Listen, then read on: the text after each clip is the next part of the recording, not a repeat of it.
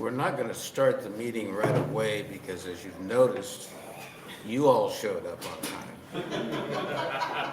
But more than a few of the committee members have not. So when they come in, I wish you would stand up and applaud their late.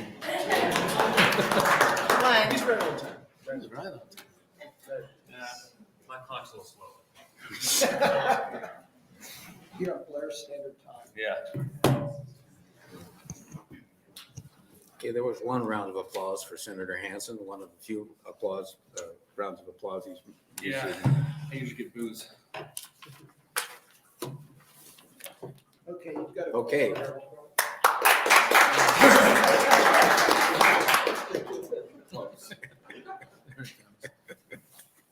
Yeah, here's Okay. another one. Oh. We're applauding the latecomers to the hearing. So Almost our lives.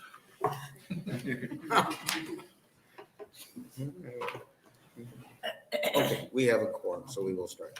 Welcome to the Agriculture Committee. I'm Senator Steve Halloran. I'm from Hastings, Nebraska, and represent the 33rd Legislative District. I serve as chair of this committee. The committee will take up the bills and confirmations if we have them in the order posted on the agenda. Our hearing today is your public part of the legislative process. This is your opportunity to express your position on the proposed legislation before us today. The committee members might come and go during the hearing if they show up at all. I was ad-libbing on that. This is just part of the process when they come and go because they may have committee hearings that they have to testify in front. I ask that you abide by the following procedures to better facilitate today's proceedings. Please silence or turn off your cell phones. Please move to the reserved chairs when you are ready to testify. These are the first two chairs on either side of the first row.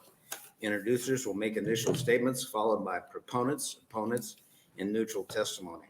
Closing remarks are reserved for the introducing senator only. If you are planning to testify, please pick up a green sign-in sheet that is on the table at the back of the room. Please fill out the green sign-in sheet before you testify. Please print, and it is important to complete the form in its entirety. When it is your turn to testify, give the sign-in sheet to the page or to the committee clerk. This will help us make a more accurate public record. If you do not wish to testify today but would like to record your name as being present at the hearing, there's a separate white sheet on the table that you can sign for that purpose. This will be a part of the official record of the hearing. If you have handouts, please make sure you have 12 copies and give them to the page when you come up to testify, and they will distribute those to the committee. If you do not have enough copies, a page will make sufficient copies for you. When you come up to testify, please speak clearly into the microphone, tell us your name, and please spell your first and last name to ensure we get an accurate record. We will begin using the light system for all testifiers. You will have 5 minutes to make your initial remarks to the committee. When you see the yellow light come on, that means you have 1 minute remaining, and the red light indicates that your time has ended. Questions from the committee may follow. No displays of support or opposition to a bill, local or otherwise, are allowed at a public hearing. Committee members with us today will introduce themselves, starting on my left. Good morning, everyone. I'm Jane Rabel, Legislative District 28, which is in Lincoln. Tom Brewer, Legislative District 43, which is 11 counties of western Nebraska. Teresa Ibaugh, Legislative District 44, which is 8 counties in southwest Nebraska. And Senator Albrecht is the vice chair of this committee. To my far right. Rick Holcroft, District 36, West and South Sarpy County. I got here just in time. Merv Reapy, Legislative District 12, which is Southwest Omaha and the residents of Walston.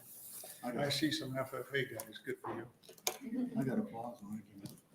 Ben Hansen, District 16, Washington, Burton, Cumming County. And to my right, committee research analyst Rick Leonard, and to my far left is committee clerk Andrew Ojeda. Our pages for the committee are John Bonas, he's political science at UNL, and Ken Bartling, he's also studying political science at UNL. And thank you, Senator Reapy, for acknowledging some very special guests we have here in the second front row, FFA members. I had a nice chat with them, and I told them there's many things I admire about them, but two of those is the way they dress. very dignified. And the other one is that they make amazing eye contact when they're talking to you, which is very important. So thanks for being here. We will start off with LB 116, Senator Brandt. Good morning, Chairman Halloran and members of the Ag Committee. As a former FFA member myself, this is where you end up sometimes. So I am Senator Tom Brandt, T-O-M-B-R-A-N-D-T. I represent Legislative District 32, Fillmore Thayer, Jefferson, Salina, and southwestern Lancaster counties. Today I'm introducing LB 116, which updates the Nebraska Next Gen program to assist beginning farmers and ranchers by modernizing the requirements to qualify for the program for the purpose of encouraging more beginning farmers and ranchers. LB 116 does three things. One, it increases the maximum net worth for beginning farmers from $200,000 to $1 million. Two, it removes pensions and other retirement funds from the net worth calculation. And three, it removes the 10-acre minimum acreage requirement in the definition of a farm. The reason I am reintroducing this bill is to allow more beginning farmers to be qualified for the Next Gen program. Last session, I introduced LB 1103, which is the same as this bill, along with Legislative Resolution 400, which was an interim study on the Next Gen program. The Agriculture Committee worked with my staff over the interim to study the program. A meeting was held with the Ag Committee, the Department of Agriculture, Next Gen program staff, producers, and stakeholders, including the Nebraska Farm Bureau and other ag leaders. There was a lively discussion of the program and at the meeting, and it was reaffirmed that the language that was introduced in last year's LB 1103 was what was needed to improve the program. Nebraska's Next Gen program, the Beginning Farmer and Rancher program, began 22 years ago in 2001. Since that time, the program has helped 565 beginning farmers and ranchers and granted $16.2 million in tax credits. Over the last 5 years, the average number of applications per year have been 75, with an annual total tax credit of $1.3 million, which averages $5,200 in tax credits per year for each owner who leases to a beginning farmer.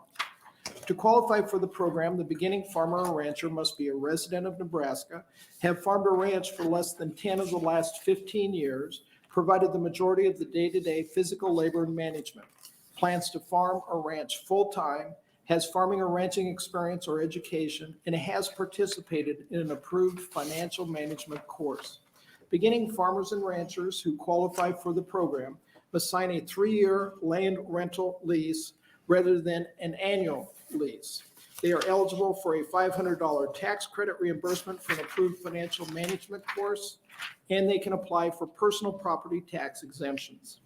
In 2021, the legislature passed LB 432, which in part extended the sunset date of the Nebraska Next Gen program to December 31st, 2025. At the hearing, there was discussion on ways the program could be improved to benefit more beginning farmers and ranchers, but no decisions were made. LB 116 is a way to improve it. If you look at the fiscal note, it states there could be an additional 10 or 11 million in tax credits, but on average, there have only been 1.3 million in tax credits, and that's pretty standard, and you'll hear some testimony after me annually from the program. The fiscal note states there are minimal costs to implementing this bill. And I would just like to explain is basically what they did is they used the FSA method of calculation. This is a real number. I don't even think they believe that that is a real number, because you would have to have 10 times the amount of beginning farmers apply for this program. And I don't even think we have that many beginning farmers in the state of Nebraska. And the board would have to approve all of those applications to come anywhere close to that. But there is no cap on this program when this program was passed. And my understanding from the meeting that we had this summer, this 1.3 million has always been pretty steady. Iowa, I think, is more than that, or double that, if I remember correctly. And then we passed an amendment out this morning. It's a one-word strike. Yep, that's it. And NIFA, Nebraska Investment Finance Authority, asked for that so that we can synchronize their language with our bill. Because in in their language, they still had 200,000, so it's simply an adjustment to the NIFA. And with that, I'd be happy to answer any questions that you may have. Okay, thank you, Senator Brandt. Questions from the committee? Senator Brewer. Thank you, Mr. Chairman. This program is active in Iowa. Do we know any other states using a program like this? There will be several members of the Next Gen board that'll come up and I don't know, is Carla going to testify? And she runs the program. They can answer more of those questions than what I can. But remembering correctly from our meeting last summer, yeah, a lot of the states around us have a similar program. Okay, thank you. Thanks, Senator Brewer. Senator Rabel. Thank you, Senator Brandt. So to help clear up my confusion, the fiscal note is going to still stay at 1.3 million, or is it jumping? There is no, the fiscal note, because it's a refundable state income tax credits, Okay. it is calculated different than if it was actual allocation of general fund dollars. Okay. Okay. And so like Senator Linehan is fond of saying, this isn't really tax money, which we know we can have that debate, but it does take the potential income tax out of the equation, So, because these are tax credits. How this program works is that if you were a beginning farmer Mhm. and you came to me, if this is a carrot, and I could lease my land to anybody in here, you're in the worst situation because you don't have a lot of equity and you're just getting started.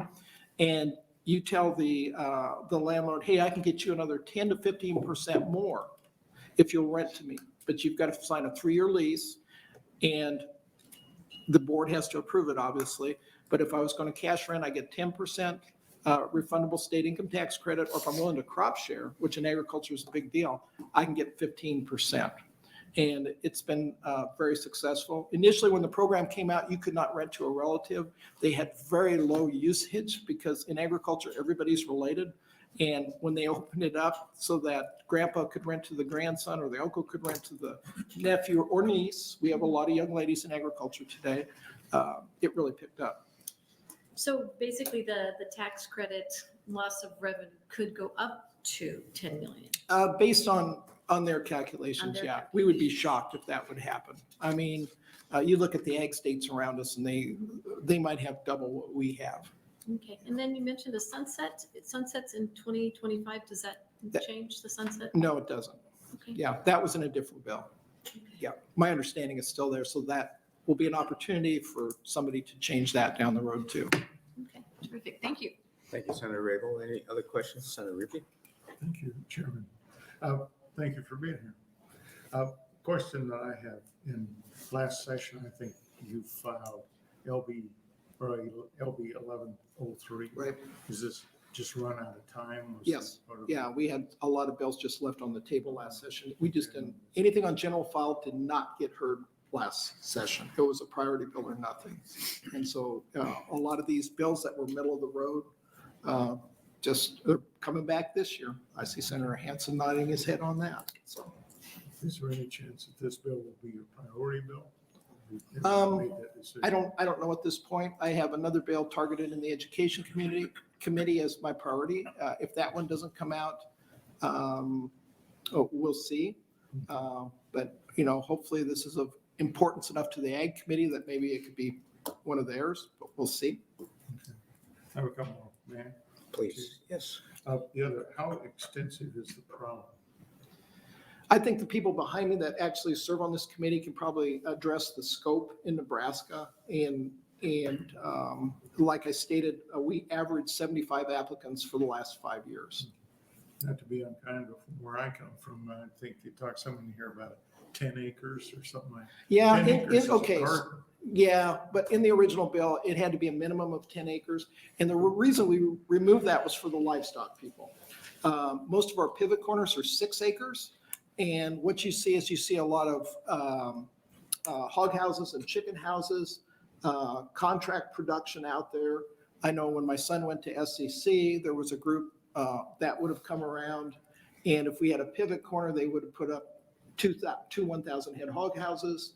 And he could have earned income doing that. And that's pretty common in agriculture. There really was no reason to have that 10-acre minimum in there. I don't know what the original intent was. So we took that out.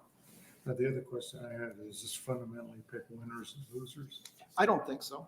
Okay, the other one I have, the question is this a affirmative action for farmers? I mean, Define. affirmative action is usually more at the university levels or urban. I think of all the industries in Nebraska, agriculture is the most colorblind.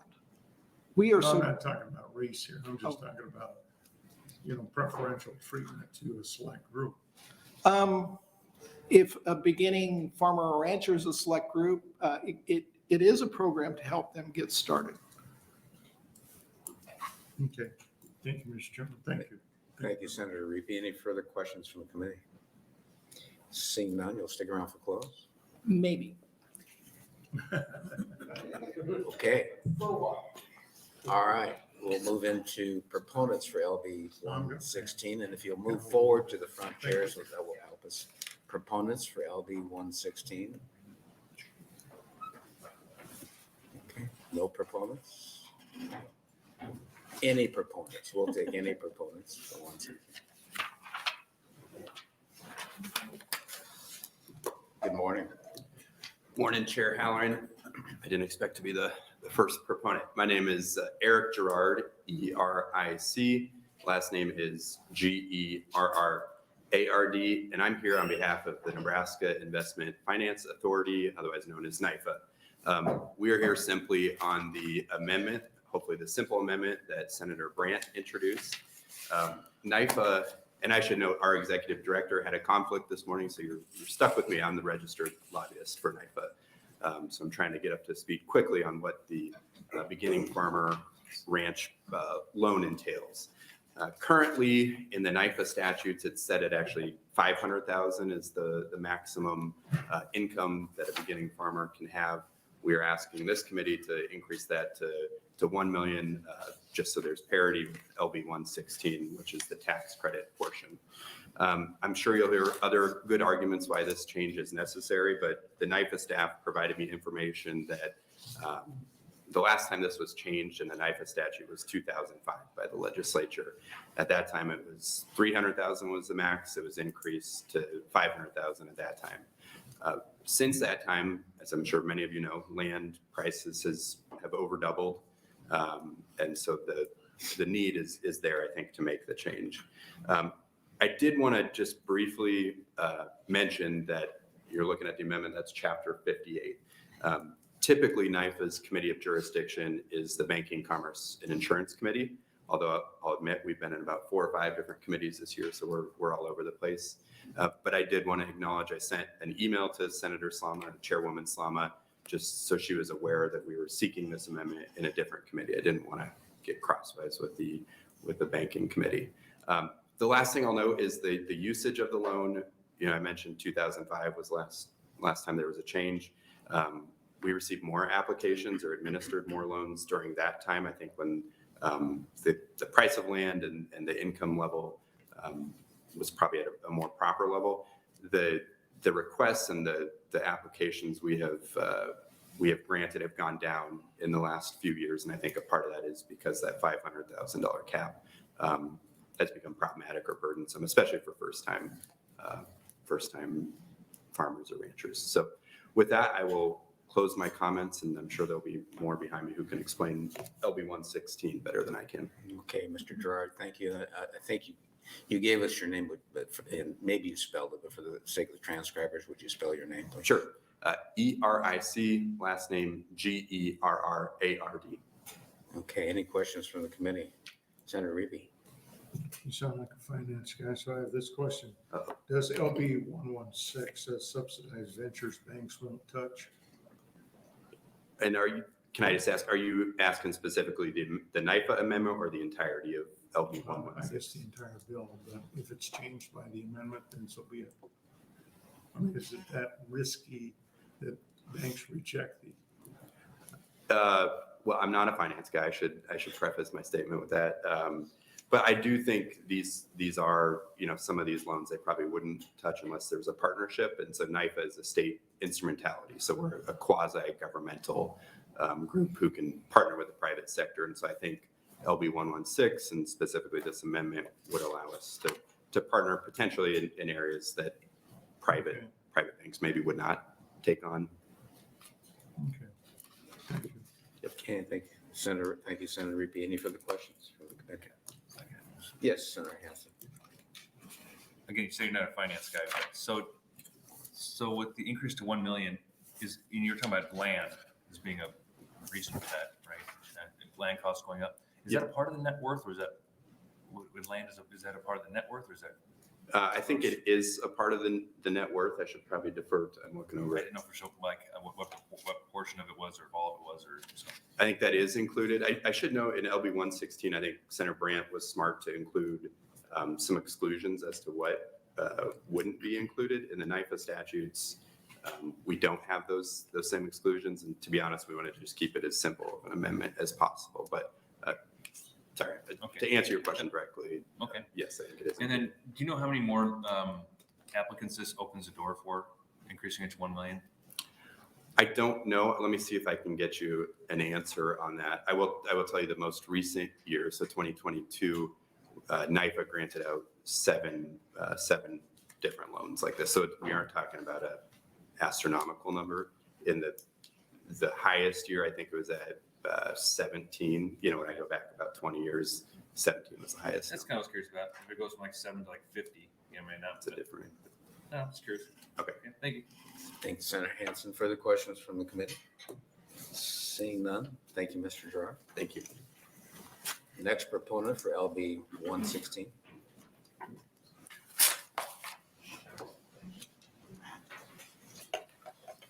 Good morning. Good morning. I'm Chairman Halloran and members of the Agricultural Committee. My name is Andrew Dunkley, ANDREW, DUNKLEY. I'm with the Nebraska Farm Bureau, and I'm testifying today on behalf of the Ag Leaders Working Group, which includes the Nebraska Farm Bureau, Nebraska Cattlemen, Nebraska Corn Growers, Nebraska Soybean Association, Nebraska Wheat Growers, Nebraska State Dairy Association, Renewable Fuels Nebraska. I don't think I forgot any in there, but and Nebraska Pork Producers. I always forget one. We are very much in support of LB 116. We thank Senator Brandt for bringing this again. This is a priority bill for us. We have seen great success from the Beginning Farmer program, and we've been in close contact with Carla and the team and the Next Gen Committee. Nebraska was the first state to implement this type of program, and I believe that there was a question about other states and how other states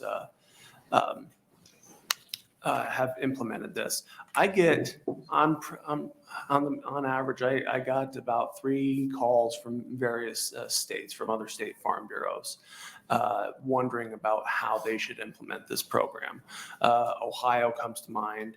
I know that Iowa and other states have implemented these types of programs within their state. And each time I tell them, here's the main thing that I need to tell you. You need to make sure that the net worth cap is at the right level. The main thing and the main priority in this bill is the increase from 200,000 to $1 million in the net cap. And Senator Hansen, in answer to your question, that does include so as part of the net worth cap, that land is included in that. So I just did a quick search at about $12,000 average price of quality ag land. That's about 16 acres. So if you are a beginning farmer and you have more than 16 acres, then you're already capped out. That's not necessarily a great place to start. And Senator Brandt also talked about the 10 acre,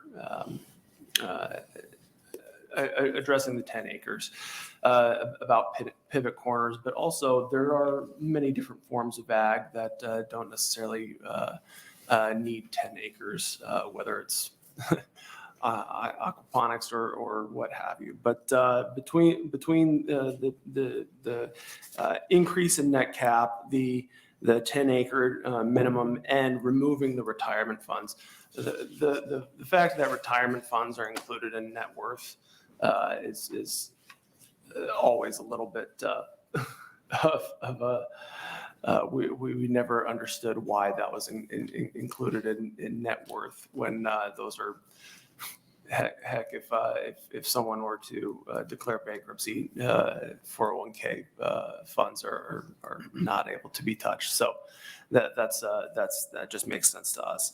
So with that, I did want to address those things and say thank you very much for your consideration. It is a priority. It's we definitely use it. Our members use it, and are very much involved in working this, and we'll continue working with the committee. So with that, I'll open up for questions. Okay, thank you, Mr. Dunkley. Any questions from the committee? Senator Reapy. Oh, I'm sorry. Thank you, Mr. Joe. You said how important it was.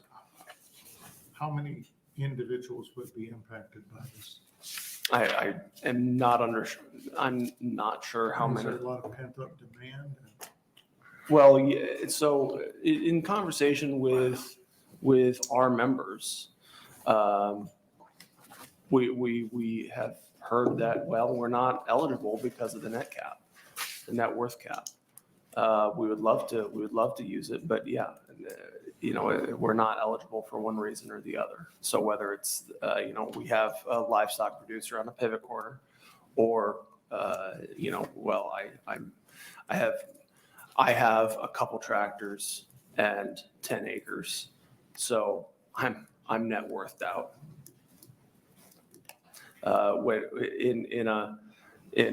When you're our producers are liquidity is a different thing in agriculture. So yeah, we have a whole lot of folks that say, yeah, we would love to take part in this, but so I don't have an exact number for you, Senator. Seems to me that the board is going to have to come down and pick winners and losers, if you will, for the existing money, because the money's not going to be a bottomless amount of money. Well, no, it's not going to be a bottomless pit, but I've seen the board be very judicious. I've attended several of their meetings and say, all right, let's think about this. We have been meeting on how they calculate payments, and based on what market rates do they calculate payments. And they were extremely judicious, where we had one of our members say, hey, you should be using this particular rate. And they said, all right, let's create a special session. And they came back and met the next month, and they looked at that, and they addressed that. So I've seen the board be judicious in that. So I don't have a problem with the board existing for that purpose. Okay. Thank you, Mr. Chairman. Senator Hansen. Thank you. Just to be clear, this is devoted for commercial production of farm products. I think that's what the qualification is for this program. Can somebody grow hemp? Would that include hemp farmers? I don't see why. As long as they meet the qualifications, right? As long as it's a legal farming practice within the state of Nebraska. Just curious, I don't know if there's any restrictions on what determines what constitutes commercial production of farm. I believe it's Schedule F farm, but that might be a question Just off the top of your for the head. committee. Yeah. Cool, thank you. All right, thank you, Senator Hansen. Any further questions from the committee? Thank you, Mr. Dunkley. Appreciate it. Thank you. Additional proponents for LB 116. Additional proponents. Y'all are very bashful. I'm glad we got the State Patrol here, because this is a very rowdy group.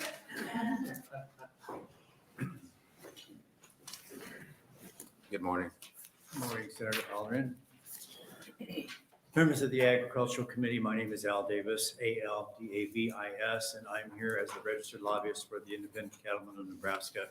And I'm also representing the Nebraska Farmers Union as a member of the Board of Directors today because Mr. Hansen has other conflicts elsewhere. We want to thank Senator Brandt for introducing LB 116, which makes changes to the Beginning Farmer Tax Credit Act. The average age of a Nebraska farmer or rancher has been a concern for decades in the state, and many efforts have been made to stem the loss of our young producers. The root cause of this problem is not desire or the lack of desire on the part of young producers, but the consistently low prices for the commodity produced coupled with high input costs. And it is nearly impossible for any young Nebraskan to establish himself in the industry unless he has significant backing from lenders, deep pockets of his own or his family, and sometimes a willing landlord or seller who will lower the price of rent to help someone get started. And that's partly what we're doing here with this bill. I want everybody to know that. In reading statutes on the bill, I note that the $250,000 asset cap was set decades ago when land was much cheaper in Nebraska. In today's world, land is selling for many multiples of its price when the bill was passed, which is a very good reason why this cap needs to be raised. And attaching the cap to a formula based on the producer price index means that it will rise along with prices, which will keep it available for many beginning farmers in the future. Both ICON and Nebraska Farmers Union do have concern about striking the 10-acre minimum on the bill, and the committee needs to sort out how this feature might be used. 10 acres of land is already an insignificant amount when considering conventional farm. Striking the acreage from the bill could produce a couple of outcomes. First, small cottage farms might develop on bits and pieces of farm ground which are not normally farmed. That could destroy habitat needed for wildlife, which is already stressed in Nebraska. Secondly, and more concerning to us, these small parcels could become prime ground for industrial agricultural production, again destroying the habitat and contributing to a host of other problems. The committee should consider these options and possibly amend the bill after discussion. Again, thank you to Senator Brandt for recognizing that there was a problem associated with the Beginning Farmer Tax Credit Act and moving forward with it. And I'll take any questions, although I don't have a lot of knowledge about this particular program. All right, thank you. Mr. Davis, any questions from the committee? Seeing none, appreciate your testimony. Thank you. Additional proponents for LB 116? Additional proponents? Seeing none, we'll go to those in opposition to LB 116. Seeing none, anyone in the neutral capacity for LB 116?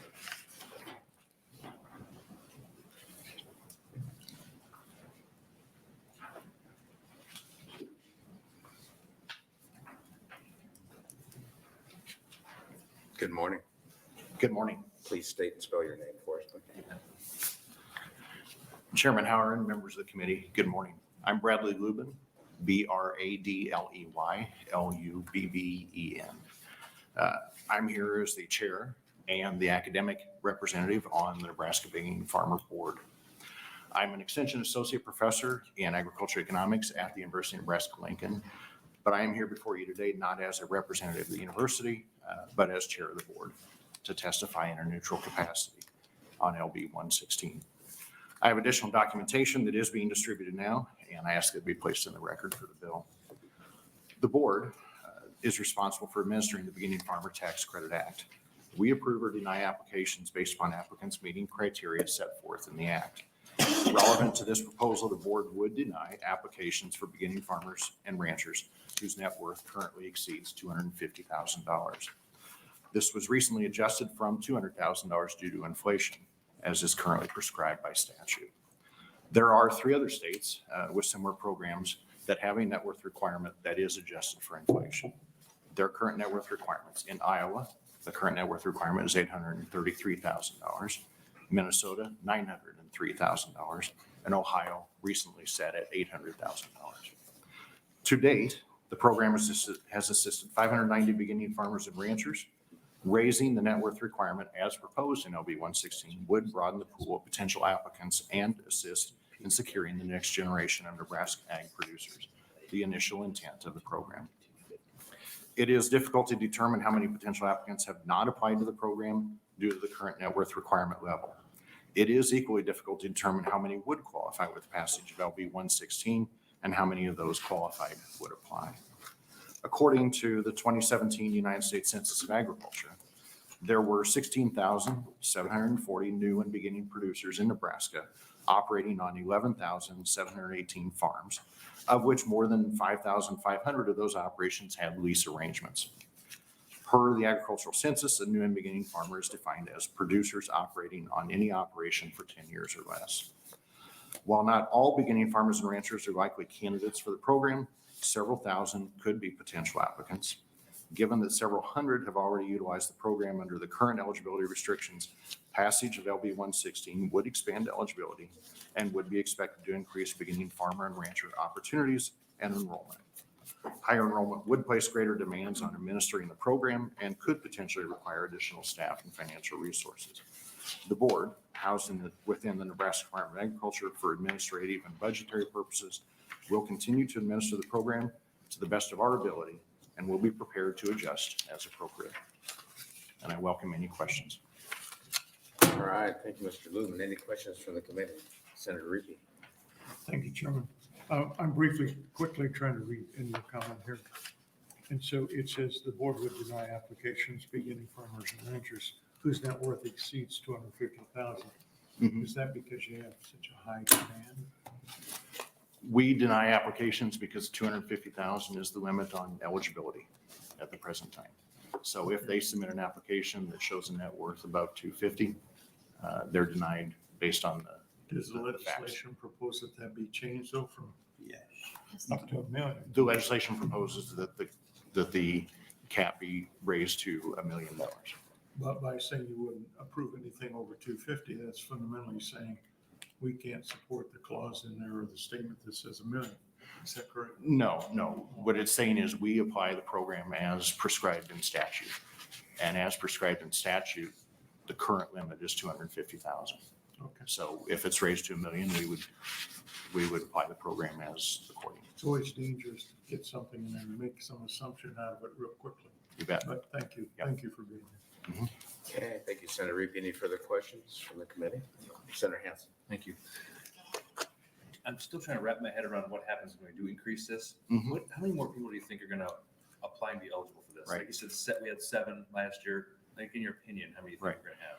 Well, Senator, you raised an important question. As noted, it's difficult to define who didn't apply and why they didn't apply. If we accept the Census of Agriculture numbers as sort of the total population that could apply, there's more than 5,000. If we recognize we've assisted nearly 600 to date, that means we could see a several-fold increase in potential applicants. Now, some of those 5,000 already exceed the proposed $1 million net worth limit. Some of those 5,000 may be in operations where land is not the primary asset base, and thus the rental benefits of this program might not be as applicable. So it's difficult to determine how many of that potential population could apply, but we would expect a substantial, maybe several-fold increase. Okay. Which is good. It's good. It's an opportunity to assist additional producers in accessing land. Every sort of query of producers, there's always concerns about access to land, access to capital. This is exactly what this program really targets, is potentially finding that land, finding those assets for producers to work with.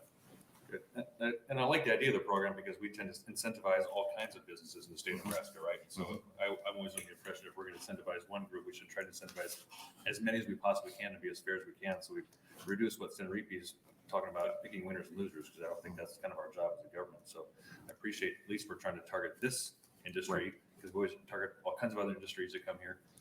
And so one more quick question. Do you think a lot of people knew about this? I know something like we just did the property tax credit relief fund, right? And I think 40% of the people in the state of Nebraska didn't apply for it because they didn't know about it. Yeah. Do you think a lot of beginning farmers know about this?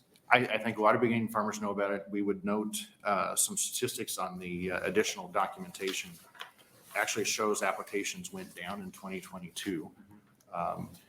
You could argue that, or speculate that in the midst of COVID, there wasn't as much of an opportunity to market the program. The staff, Carla Baum, our director, is here. The staff do a substantial job of marketing the program across the state at various meetings and events. those were slowed down, obviously, for the last couple of years. It's also possible that with the current prices in agriculture, that the revenues and incomes have gone up, and maybe a certain segment of the population jumped above that current net worth limit with 1 or 2 good years. And so we actually saw a little bit smaller numbers this past year, but I think definitely there's an opportunity to continue educating producers about the availability of the program and an opportunity to see and encourage additional enrollment. Can I ask one more quick? No. All right, thank you. Yes, certainly, Senator Hanson. Big Please. platform. actually. Senator, One more question. please ask another question. Just out of curiosity, would you be opposed to a cap on this? I think Of that's, like 10 million? yeah, I think that's a worthy discussion for the committee. The board will be prepared to work with whatever legislation is approved. And if a cap is a reasonable approach to address the fiscal question, that's your discretion. We would have to do some work to determine how we might implement a cap. Some states, the cap is effectively first come, first served. Some states it might be prorated.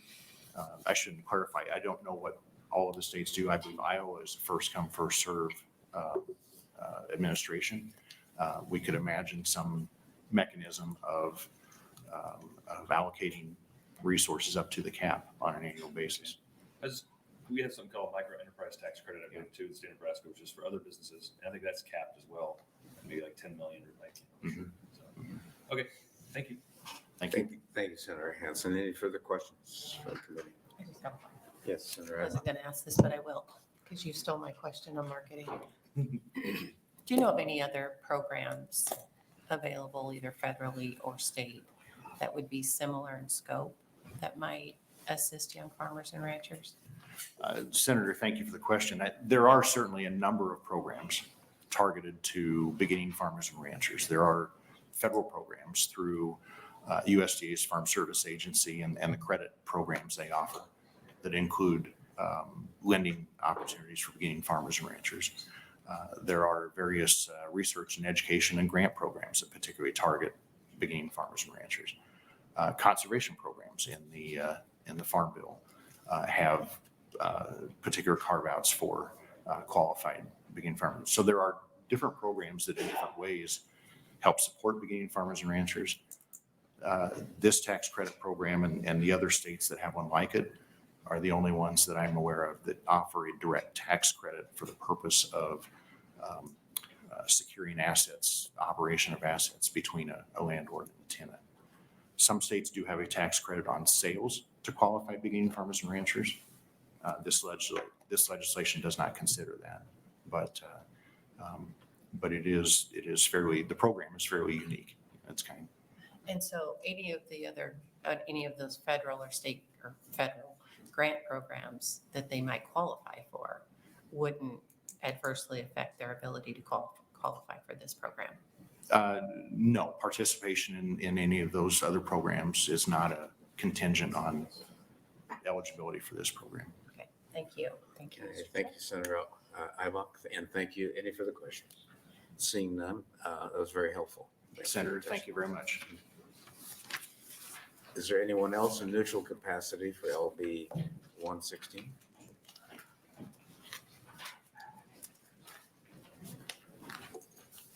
Good morning, please. Good morning. Chairman Halloran, members of the Agricultural Committee. I am Dave Nielsen, DAVENIELSEN, and I'm the Vice Chair of the Nebraska Beginning Farmer Board and Congressional District 1 representative on the board. I'm a fourth generation Nebraska farmer.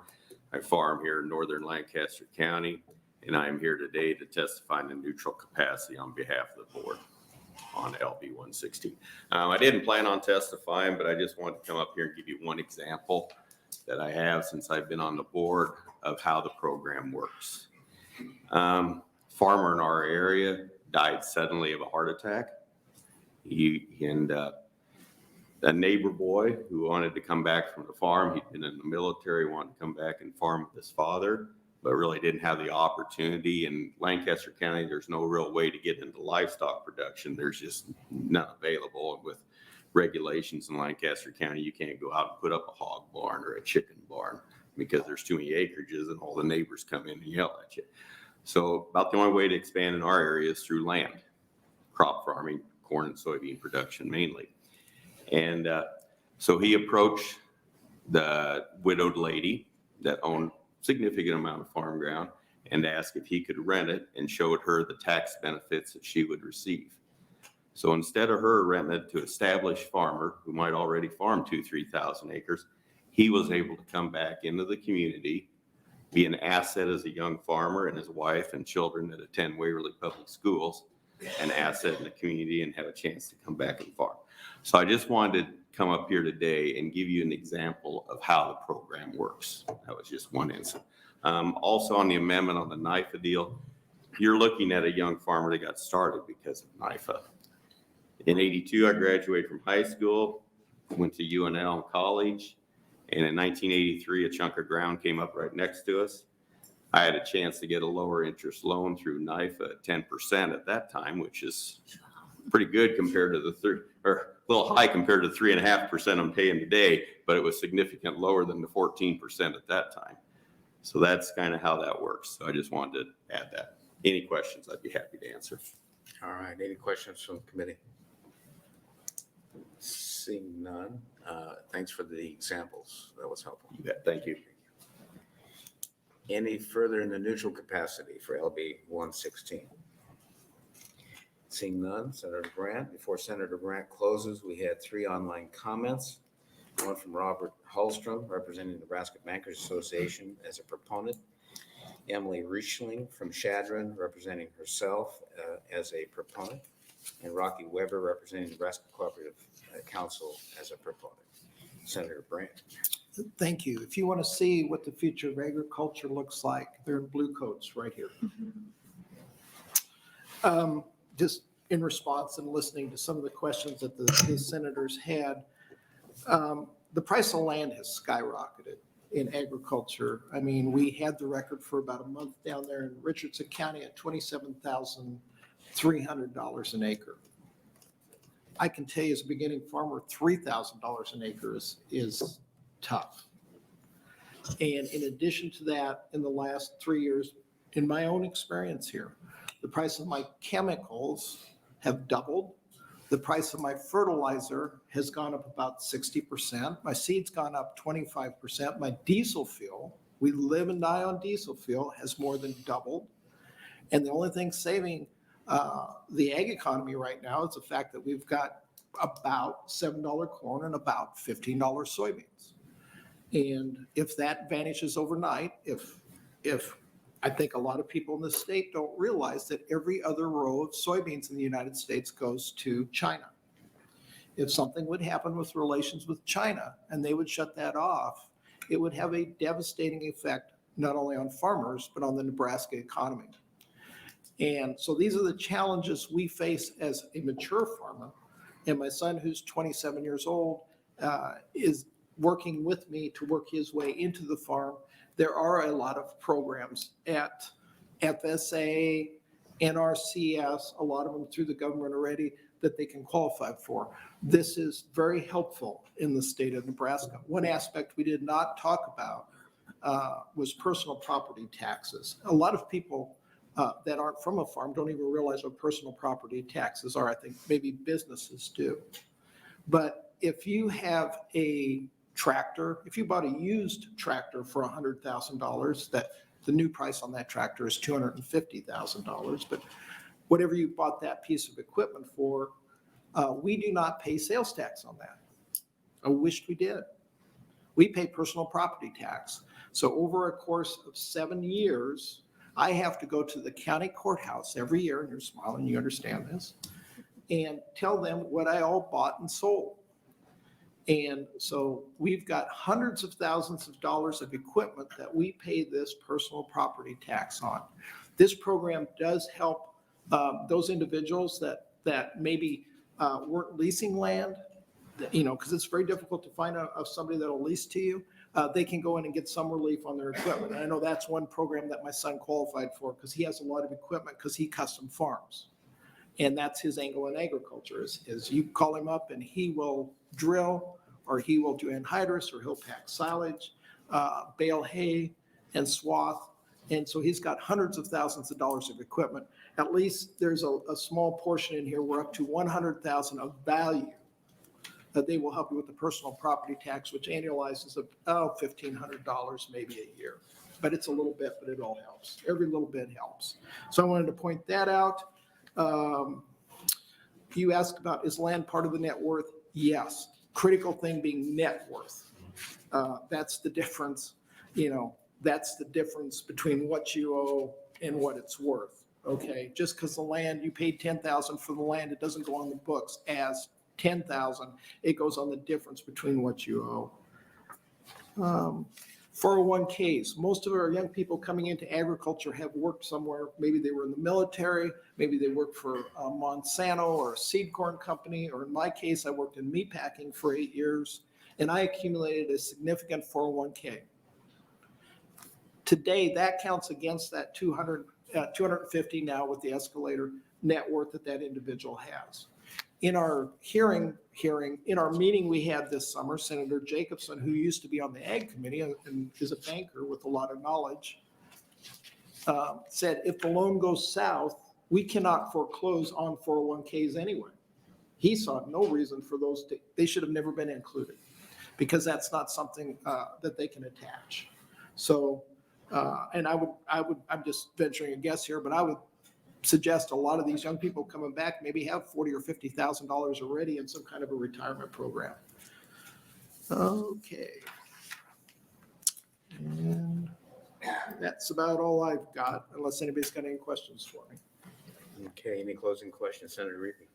I have two quick questions, both of them administratively. Would the funds come from general file? Yeah, well, no, they come from refundable state income tax credits. Oh, okay. Yes. Okay, I got Yeah. that. It also said, I believe in the fiscal note, that it talked about 2 full-time equivalents. I missed that. There's something at the top of, hopefully I'm on the right bill. It doesn't have a page. They were suggesting they may need an FTE to run the program. It's behind, it's this second page of Rick's memo. His email, his memo to us. I didn't have access to that, I guess. Okay. I was unaware of that. It was at the top, very top line on that second page. Yeah, on the information that I've got from the fiscal office, it does not show that. Okay. Yeah, the only number they show in the fiscal notice of potential use of the refundable state income tax credits. Okay. So the board does not have any, No, they do you not. don't have any executive or administrative staff to No, help sort not at the through this? moment. They use NDA, Nebraska Department of Ag personnel existing.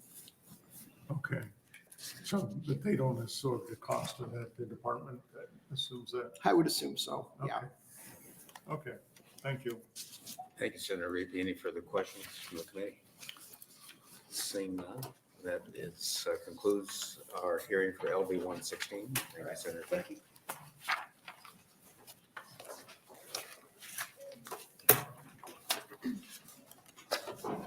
We will move on to LB 442.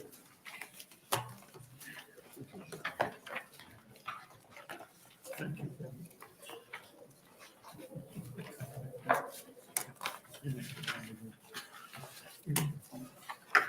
Welcome, Senator Albrecht.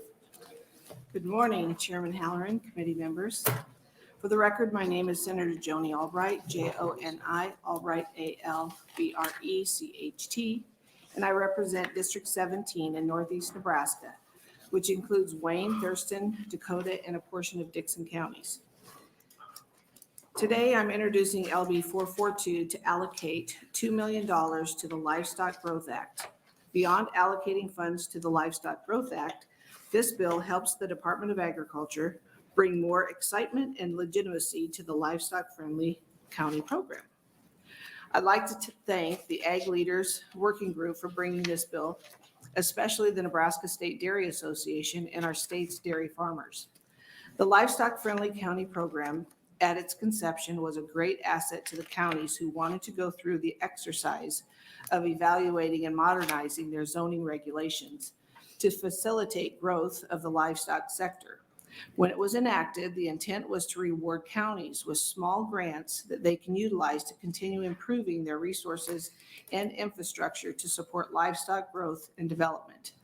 Unfortunately, funds were never available to the participating counties. Since then, the Department of Agriculture has done an exceptional job administering the program.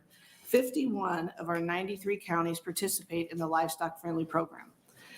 Today, participating counties are proud of the fact that they are livestock friendly, but beyond a sign at the county's border, that's just about all the recognition or value that they've received. By funding this act, we will be able to reward counties for their commitment to rural revitalization through livestock production by distributing performance-based grants that they can use to improve their information technology capabilities and hire a consultant to help them evaluate zoning regulations, improve utility infrastructure, and more. One of the problems some counties face is that the zoning regulations are often very difficult to find. They're not available online nor on the GIS website due to the cost associated with developing the website and maintaining it. This problem slows down business and creates confusion with potential economic developers. In a lot of cases, you can only find an example of the zoning map on the zoning administrator's wall or in their desk. These funds will significantly improve communication and will help these counties modernize their services and information for their citizens. I also want to be clear that they are going to earn these funds. The Department of Agriculture has the authority to establish by the Livestock Growth Act to develop parameters and meet metrics required for these counties to meet. The Ag Leaders Working Group has been in discussion with the Department of Agriculture to develop these parameters and to ensure the integrity to the grant program. This is not a free handout. This is a bill supported by Ag Leaders Working Group, which consists of the Nebraska State Dairy Association, Nebraska Farm Bureau, Nebraska Corn Growers, Nebraska Cattlemen, Nebraska Soybean Association, Nebraska Wheat Growers Association, Nebraska Pork Producers, and the Nebraska Poultry Association, and Renewable Fuels Nebraska. It also is supported by the Nebraska Association of County Officials. There will be a number of witnesses to follow me who should be able to address any of the technical questions that you may have regarding this bill. And I thank you for listening. Thank you, Senator Albrecht. Questions from the committee? Senator Rabel. Thank you, Senator Albrecht. The Livestock Growth Act Cash Fund, how much is currently in that fund? I couldn't tell you exactly how much is in it. I just know that we've never taken anything out of it. And it has been, and there'll be people that follow, we'll be able to tell you even how long we've been trying to get ag-friendly counties signed up so that they could start working on a process. But yes, so I'm not sure exactly how much is in the fund, All right, thank you very much. but I'll find out and get back to you. Senator Yes. Hughes. I think I can help that. Thank you, Senator Oh, great. Halloran, and thank you, Senator Albright. We asked the Legislative Research Office, and this fund has never received any funds of any kind. Correct. So, do you have any idea why it was not funded when it was created in 2017? Well, I think the whole idea is you're going to help producers if they want to expand their, their, like whether it's livestock or if it's dairy or whatever the case may be. But it's just like any program, unless it's promoted and people know that it's out there and have a reason to go ask for the money, there's going to have to be, a grant type situation that they'd be into.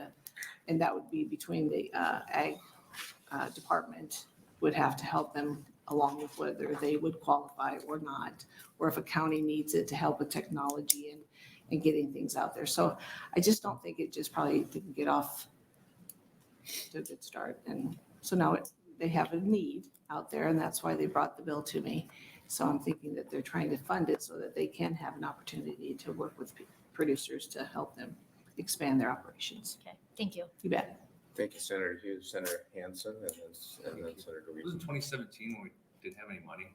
Well, yeah, And then we. you're exactly so- right. So we You created a got lot to of. say no to everything. We couldn't fund anything. You're Yeah, right. so Thank I think you. one way we did it was we created good programs like this, but we just, with the Couldn't intent fund. of maybe funding them later when there was a need, just like you said. So I think, remember right, Thank you. 2017. Thanks for the help. Mhm. Thank you. Very helpful, Senator Hanson. Senator Reed. Thank you. I lived through some of that too. Those are bleak and dark years. Senator, the question I have, and I think it's partially answered, the transfer of 2 million from the general Yeah, fund general fund. in the yeah. fiscal note says only in. So I read that as a pledge not to come back for more money. Is that fair? Well, a lot of us have pledges for that, but it seems like it comes back every year, so. Okay, the other one that I have a question about is, I'm struggling to find out why it would be an emergency clause. There probably is somebody out there needing to expand their operation rather quickly and are needing some funds to be able to do that. That's what I would expect and suspect. So we've gone all these years and all of a sudden it's an emergency. Or they've probably got everything lined up and probably need some help. Okay, That's what I would think. thank you. Thank you, Senator Reed. Senator Rabel. I just have one more question, Senator. So I'm not familiar with the grant program itself. Will someone else come and testify about who can qualify for this grant? How many applicants they can take? I would certainly hope there would be somebody behind me to do that for you. And if they don't, I'll certainly investigate it and get you the information. How's Thank that? you. Thank you very much. You bet. Thank you, Chair. Okay, thank you, Senator Rabel. Any further questions from the committee? Seeing none. Senator, thank you. You going to stay around for the close? I will stay around for the close. And I just want to do a shout out to those in blue behind me. Lexi Bodlock is actually from Pender, and she is the president of Nebraska State FFA this year. So just wanted to Thank you, Senator Albrecht. put a plug in. Thanks. All right, we will begin with proponents for LB 442.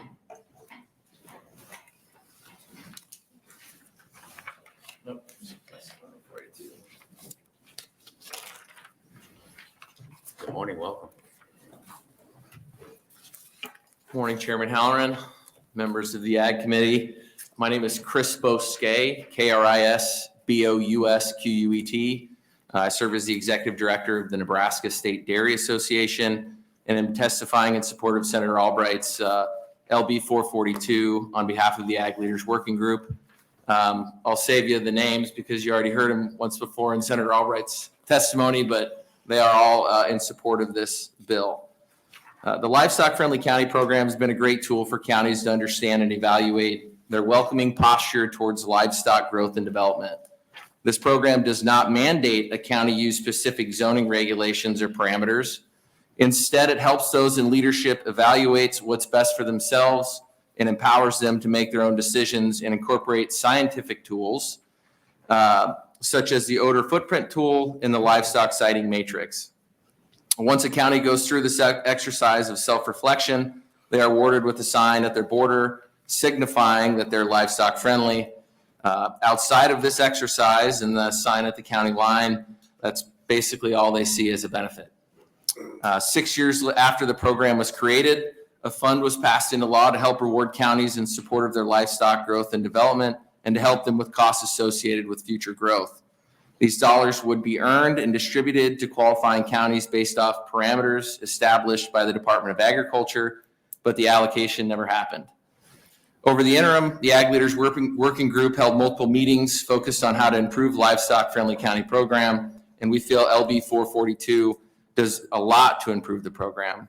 First, the $2 million allocation will bring more legitimacy to the program by requiring livestock-friendly counties to abide by the parameters of the program if they want to be eligible for the funding. This will significantly help the Department of Agriculture by encouraging counties to submit their annual reports completely and on time. Second, it will help underfunded counties modernize their infrastructure to streamline communication. Senator Albrecht mentioned that a lot of times you can only find zoning regulations and a map in the administrator's office. I can attest to that.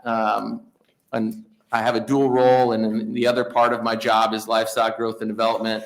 And it is very difficult at times to find out what zoning regulations are and the maps in general find out where those are as well.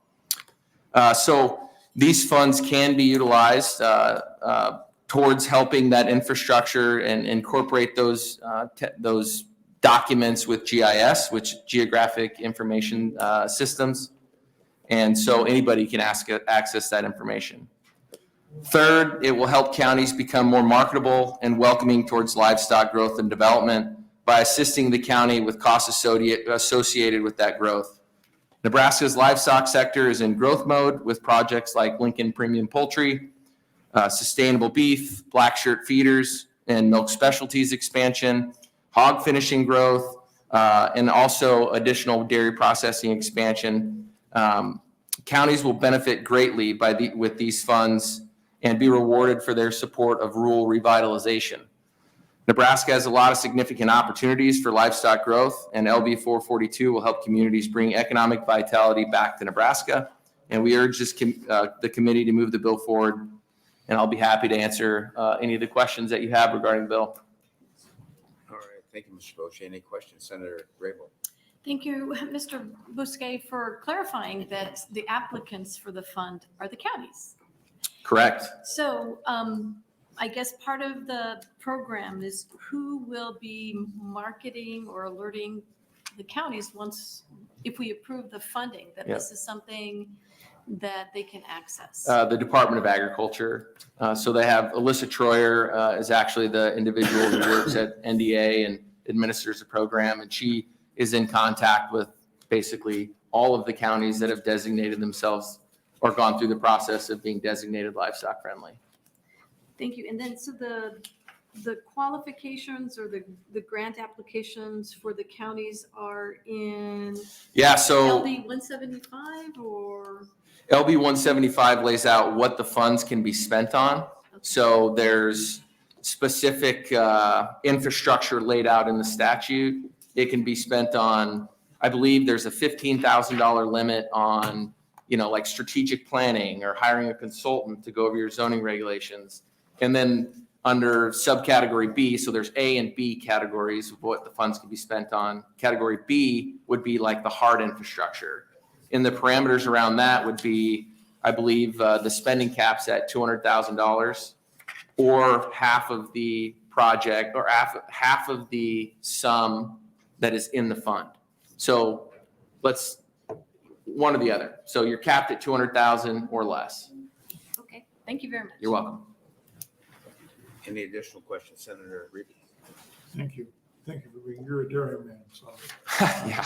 I'm intrigued on this about the probability of dairy producers being, if you will, developed or relocated to the state of Nebraska. Yeah. A number of years ago, a number of dairy operations were moving out of California. But I think, if my memory serves me well, they were going to Wisconsin. Yeah, so we have. Well, it's been a number of years ago. Yeah, the exodus from the largest dairy state in the country, being California, is currently happening and has been happening for a long time. In Nebraska, our Grow Nebraska dairy team is positioning themselves and working with dairy processors to move them to Nebraska. And that's a really big issue, specifically because you can't bring milk cows here if you don't have a place to process the milk. And so it's a chicken or the egg scenario. This program is kind of a piece to the puzzle of growing the dairy sector in general. When you look at dairy specifically, it has a significant economic impact back to the state and its communities. We actually did a economic impact study on growing the dairy sector specifically. And when you look at landing a large dairy processor, the annual economic return that the state will experience is about $1.7 billion. And that's pre-inflationary numbers. So the probability, or I guess the benefit from growing the dairy sector is definitely there. And a large reason for that is because right now we have 60,000 dairy cows in the state. And if we're going to bring in a large dairy processor, that more than likely is going to look like a 6 to 8 million pound plant per day. That's about 150 to 200,000 dairy cows that we would need to fill that plant. And to kind of backtrack a little bit, when you're building a dairy farm, the community has to be all in. I mean, the county that it goes to, everybody has to be in support because of the potential impact of that facility. To build a new dairy, it's going to cost roughly $8,000 to $10,000 per cow to build that dairy. So at a 10,000 cow dairy, you're looking at a $100 million investment. So if you try to find a $100 million investment to put in rural Nebraska, where we really need the investments to happen, it'd be really difficult to find something better in my mind. Especially when you look at the jobs created, not just from the dairy processing facility, but the on-farm labor. You're looking at about 4,400 jobs created. So if you have 150,000 cows that you're recruiting, that's 15 10,000 cow dairies at 100 million a pop. That's a big investment in rural Nebraska. In the future, could you see an XL pipeline between Nebraska and Los Angeles? Of farmers? A milk pipeline? Those dairy farmers in the western half of the United States are all looking for more welcoming states to milk cows in. And we're actually actively talking to them about moving to the state and working with communities about locating them there. And will it be a big lift? Absolutely. But it's an awesome challenge for us and a great opportunity for the state in general. Thank you. You're welcome. Mr. Chairman. Okay, thank you, Senator Reed. Any further questions for the committee? Seeing none, appreciate your testimony. Thank you. Thank you. Additional proponents for LB 442.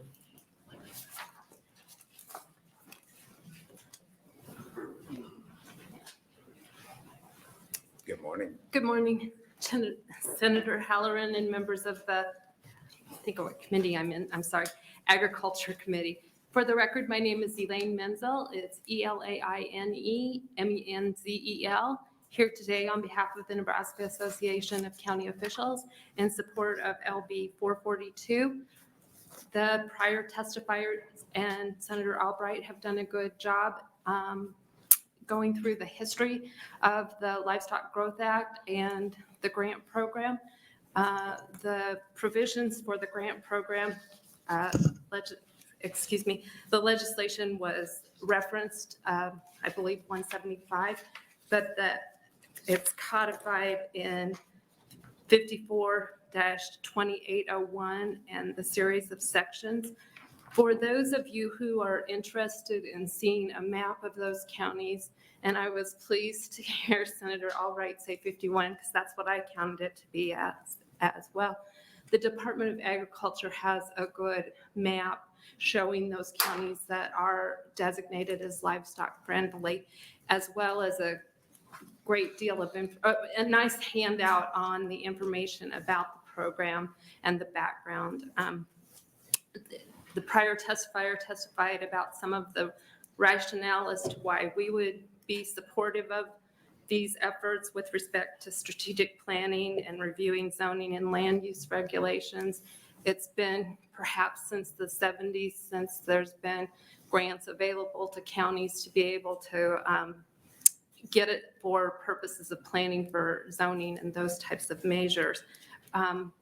Importantly, through the years when this was developed several years ago, as you have been notified, we did work with, meaning NACO worked with the Department of Agriculture and had them available at our conferences and district meetings and those types of things so that they could make counties aware of the Livestock Friendly Act and provisions and make it available to. And I suspect that a lot of them became interested in it because of those training sessions. I'm not the one responsible for developing the educational pieces for our association. However, I'm sure that if something of this nature were to move forward, we would likely incorporate it into our continuing education and that type of thing. Senator Reapy, I believe the reason that the emergency clause is provided in the legislation is because of the appropriations process and because it would be incorporated in the 2023, 2024 budget. I'm not the best person to ask because I don't generally deal with appropriations, but that would be my expectation. So with that stated, if there's any questions, I would be glad to attempt to answer them. Well, thank you for your willingness to take questions. Thank you. Senator Ivan. Thank you very much. So do you think that this, since only 51 of the 93 counties currently participate, do you think that this would encourage more participation, or is there another reason why those other 40-some counties don't participate? I should have stated also, at this time, there's 83 of the 93 counties, so there's 10. Well, with that said, there is one of the counties I noted that is unzoned that is still shown on the map as being livestock friendly. But with that said, I don't know, I believe that something that would add as an incentive, like this program that's being proposed in LB 442, would add an additional incentive that therefore they would take another look at it being an opportunity. And perhaps that's the rationale for why some of them have not done so, thinking that why is it we would go ahead and do it when we're not getting that additional benefit because it's perceived as perhaps just the sign at the county saying we're livestock friendly. But I mean, I don't know their ulterior motives entirely, but that would be my thought. Thank you very much. Thank you.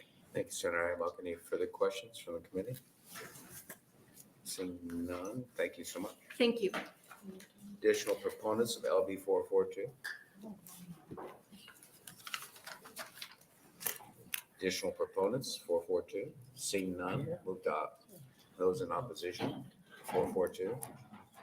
Thank you for being here today. Opposition to LB 442? Seeing none, anyone in neutral capacity for LB 442? Seeing none, Senator Albrecht.